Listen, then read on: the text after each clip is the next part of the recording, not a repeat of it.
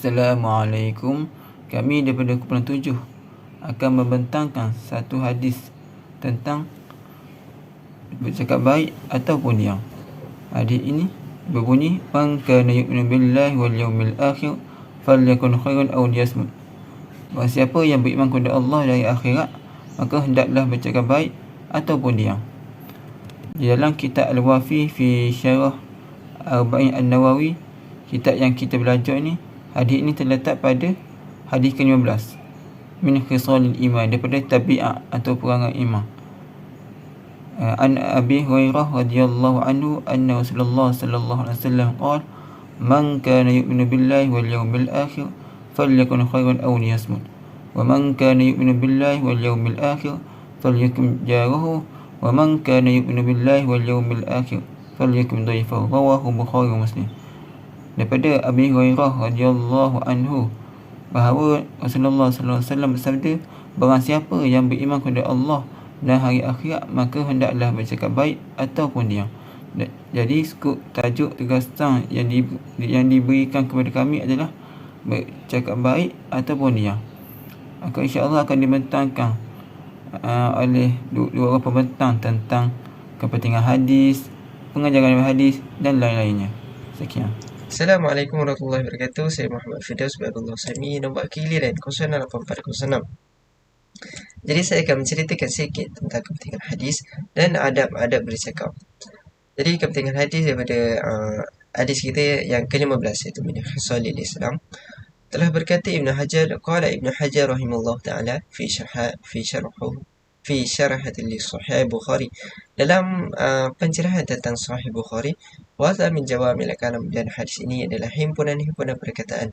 Wa qad istimalu hadis ala umuri salasah, dan hadis ini terkandung dalam hadis ini 3 perkara. Tajma'ul makarimul akhlaq fi'liyah wal qawliyah, wa azhar ma ja'a fi ahmiyatil hadis 13, yang menghimpunkan akhlak yang mulia dari segi perbuatan dan perkataan. Wanzur, dan lihat apa yang datang dalam kepentingan hadis yang ke-13. Jadi kita pergi pada adab bercakap. Adab bercakap yang pertama, orang Islam bersungguh dalam bercakap benda yang berfaedah dan menahan daripada ucapan yang haram dalam apa jua keadaan. Allah Subhanahu wa ta'ala berfirman, "Walladzina hum 'anil lagwi mu'ridun." Maksudnya, dan orang yang menjauhkan diri dari perbuatan dan perkataan yang sia-sia. Daripada surah Al-Mu'minun ayat yang ketiga. Ucapan sia-sia adalah ucapan yang batil, yang palsu, seperti mengumpat, gosip, tikam belakang tentang perkara buruk seseorang. Dan yang kedua, adab bercakap yang kedua ialah tidak memperbanyakkan ucapan yang harus, kerana kadang-kadang yang harus boleh sampai kepada haram dan makruh. Dalam riwayat Tirmizi daripada Ibnu Umar radhiyallahu anhu, daripada Nabi SAW telah berkata, jangan memperbanyakkan kalam atau ucapan selain dengan berzikir kepada Allah, kerana banyak bercakap tanpa berzikir, iaitu mengingati Allah, disebabkan kerasnya hati, dan orang yang jauh daripada Allah ialah orang yang hatinya keras. Dan telah berkata Umar radhiyallahu anhu, sesiapa yang bercakap banyak, maka banyak salah, dan sesiapa yang banyak salah, maka banyak dosanya, dan siapa yang banyak dosanya, neraka itu lebih utama untuknya. Dan adab bercakap yang ketiga ialah wajib bercakap ketika ada hajat sahaja, lebih lagi untuk menegakkan yang betul, yang benar, dan mengejak kepada kebaikan dan mencegah daripada kemungkaran. Ini dianggap sebagai salah satu sifat yang mulia. Meninggalkannya adalah kemaksiatan dan dosa. Kerana orang yang diam tentang kebenaran adalah syaitan yang bisu. Dan sekian saja daripada saya yang menerangkan tentang kepentingan hadis dan adab-adab bercakap. Terima kasih. Assalamualaikum, nama saya Muhammad Fazlin bin Jamaluddin. Hari ini saya akan membentangkan tentang pengajaran daripada hadis. Pengajaran yang pertama, hubungan manusia dengan masyarakat. Manusia hidup di dunia bersama dengan manusia lain, yang mana mereka saling memerlukan antara satu sama lain.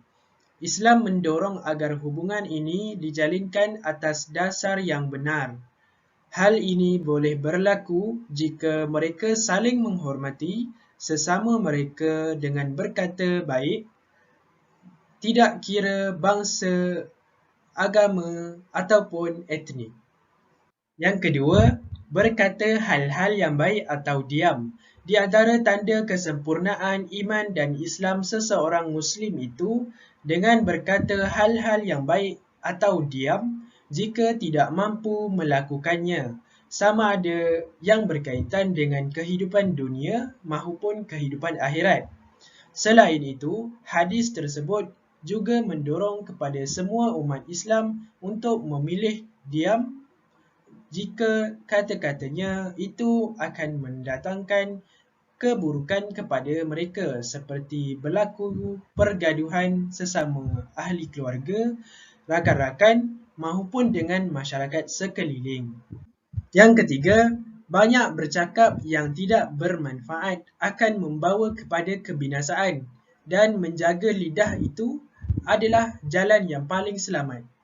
Berkata-kata pada hal-hal yang tidak bermanfaat akan menyebabkan amal baik yang dilakukan itu menjadi sia-sia. Oleh kerana itu, kita sebagai umat Islam apabila hendak bercakap, mestilah kita memikirkan terlebih dahulu sebelum berkata-kata. Jika kita merasakan ucapan itu ada kesan yang baik, maka dibolehkan untuk mengucapkannya. Sebaliknya, jika kita merasakan itu ada kesan yang buruk, maka hendaklah kita menahannya. Sikap ini akan mendatangkan kebaikan dan keselamatan kepada kita, kerana setiap perkataan yang diucapkan akan dihisab oleh Allah, sama ada mendapat pahala atau mendapat siksa. Sebagaimana firman Allah Subhanahu wa taala, A'udzubillahi minasyaitonirrajim. Ma yalfizu min qawlin illa ladaihi raqibun atid. Sadaqallahul azim.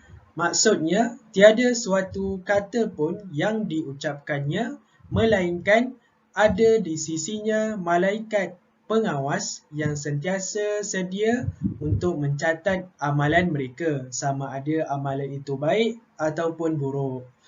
Surah Qaf ayat 8. Sekian daripada saya. Terima kasih.